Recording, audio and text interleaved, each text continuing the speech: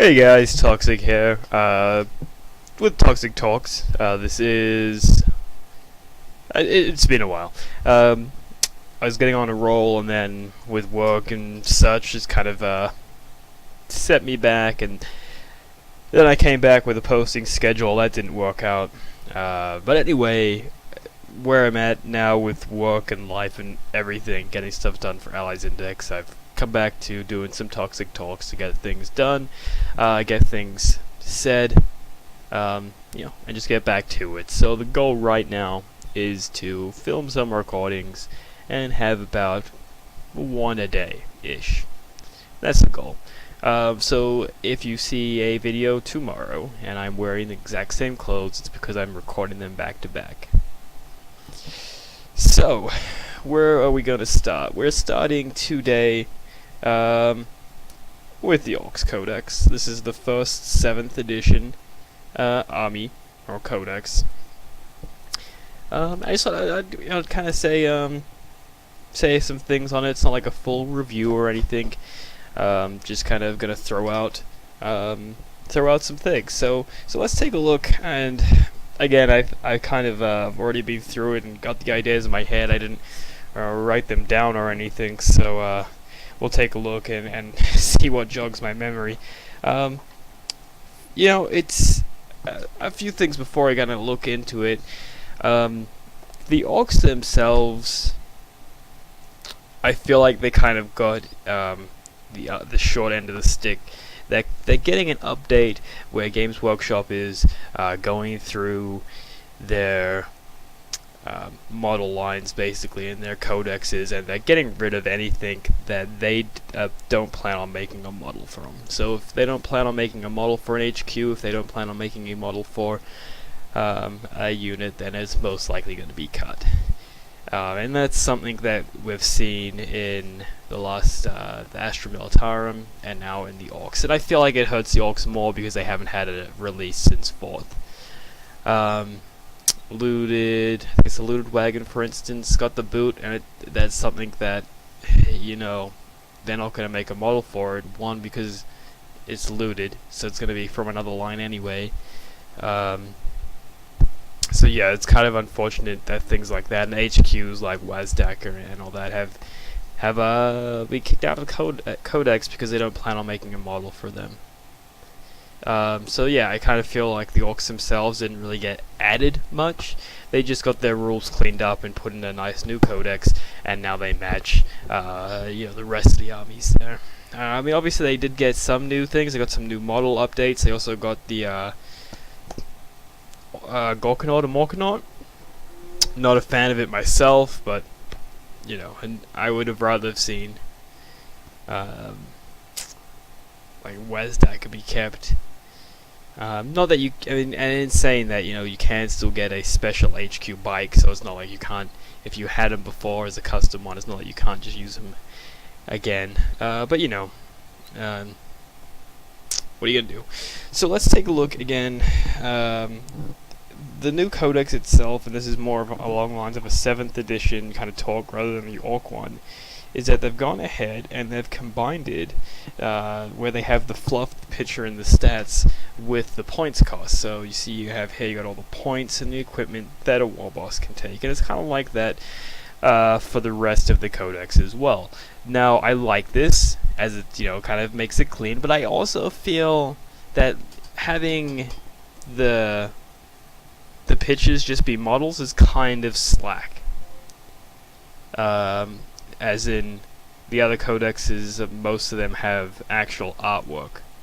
And I like that. So I think it's a little slack, but I feel like what Games Workshop may be going for at the moment is, like I was saying before, how they're getting rid of things and getting rid of things they don't plan on making a model for. It's kind of like, this is the unit that you have to use, this is the model. It's easy. That's the model, that's the unit, all on one page. There you are, you know what you're doing. There you go. Yeah, I mean, I like it, it's all cleaned up and it's nice, but If that is the mentality that they're going for, then I'm not sure if I entirely like it myself, but I mean, it is something that you do see with other systems, you know, like for instance, War Machine, you know, you got a unit, a model, and there's no real converting, or I don't know the right word to kind of to put it, but there's no, yeah, it's kind of lost to me right now, but it's very, you know, boom boom boom, rather than this is the unit, this is the rules, we don't have a model, you can do what you want, or this is what they do, this is what they're equipped with, but you can buy another model and kind of treat it like that as long as it's equipped correctly. I feel like, you know, they're kind of moving away from that. What else have we got here? I'm gonna go into the actual units themselves, maybe in another video, as I have picked up some models myself, and I'm making an army, so we'll take a look at that a bit later, though. Here is something that, again, I'm not a fan of, and it may sound like there's a lot of things in the Codex that I'm not liking, but that's really not the case. I do like it. There's just some things that do stand out to me. This one is Mob Rule. I'm not going to go into it, as I'm trying to keep these videos relatively short, about 10 minutes kind of thing. Basically, Mob Rule, what it used to be is if you were over 10 orcs, you would be fearless, and then as soon as you drop below that, you just were treated normally in terms of morale. Now it is when you take a morale or pinning test, keep in mind, if you're taking a morale or pinning test, things are already not going good for you, but now they can go worse. So basically, if you're in combat and you roll a 1 when this happens, then you're good, you get that fearless. Basically, they're treated as if they had a past. Now, if you get a 2 or a 3 or a 4 or a 6, you're treated as if you failed, but now you also take additional hits. One of them is depending on if you have like a character in there, like a sergeant, or a knob I should say, or like a you know, HQ. And the other is, you know, just boys, you know, if you have squads with no characters. Basically, you take additional hits, it's like X amount, it's like, what, D6, strength 4, no AP. So basically, you're going to lose more. So you're already taking that morale, that pitting, that negative effect, and now on top of that, you're having to deal with the additional loss of models. Now, granted, the majority of Ork themes are big, you know, big squads, big groups. You know, it's a horde army.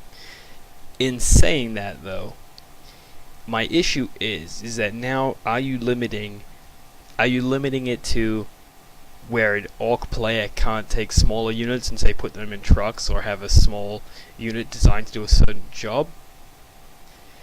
Because if you're in a truck and that truck blows up, you're going to take the morale test, a pinning check, the damage from it exploding.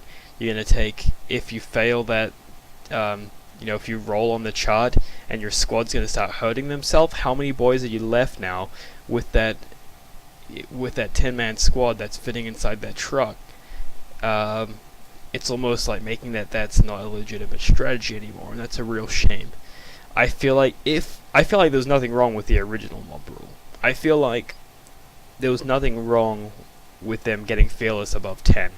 They're stronger in a mob. It shows their mob mentality of, you know, feeling more confident, being better in that mob environment. Orcs are not as dumb as I feel like they are portrayed sometimes, or at least in my opinion. There's no reason why a specialized group, a smaller group that is designed for a certain role, that understand that they are in a smaller group, say to fit in a truck or to fit in a vehicle or to do a job, they understand that.